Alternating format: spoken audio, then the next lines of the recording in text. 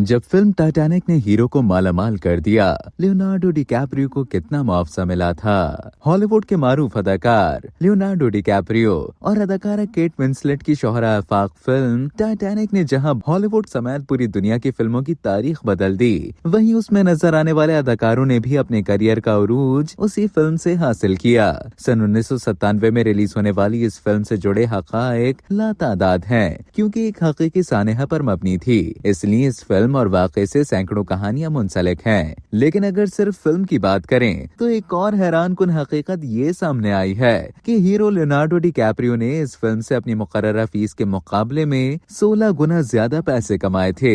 Media reports के मुताबिक इस फिल्म की रिलीज से पहले इसके ब्लॉकबस्टर होने की उम्मीद नहीं की जा रही थी, जिसके बायस लियोनार्डो डिकैप्रियो को उसमें काम करने का मुआवजा उस वक्त $25 लाख दिया गया था। ताहम लियोनार्डो डिकैप्रियो से ये मामला भी तय किए गए थे कि अगर फिल्म बॉक्स ऑफिस पर कामयाब हुई तो उन्हें उसके हिसाब से मजीद पैसे दिए जाएंगे। इसके बाद हुआ कुछ यूं कि मायानाज हिदायतकार जेम्स कैमरॉन की इस फिल्म ने बॉक्स ऑफिस पर तमाम पिछले रिकॉर्ड्स तोड़ डाले थे और दुनिया भर में टाइटैनिक फिल्म ने $2 अरब कमा लिए। इस तारीखी कामयाबी के बाद लियोनार्डो डिकैप्रियो की किस्मत ही बदल गई और उन्हें इस बड़ी रकम में से $4 करोड़ दिए गए, जो कि उनकी पहली मुकर्ररा फीस से 16 गुना ज्यादा थे। लियोनार्डो डिकैप्रियो और केट विंसलेट की ये तारीखी फिल्म 12 साल के अरसे तक हॉलीवुड की सबसे ज्यादा कारोबार करने वाली फिल्म रही। ताहम 2009 में जेम्स कैमरॉन ही की फिल्म अवतार ने इसका रिकॉर्ड तोड़ दिया। याद रहे कि अपने वक्त की सबसे मकबूल तरीन फिल्म टाइटैनिक ने 11 ऑस्कर अवार्ड्स हासिल किए थे।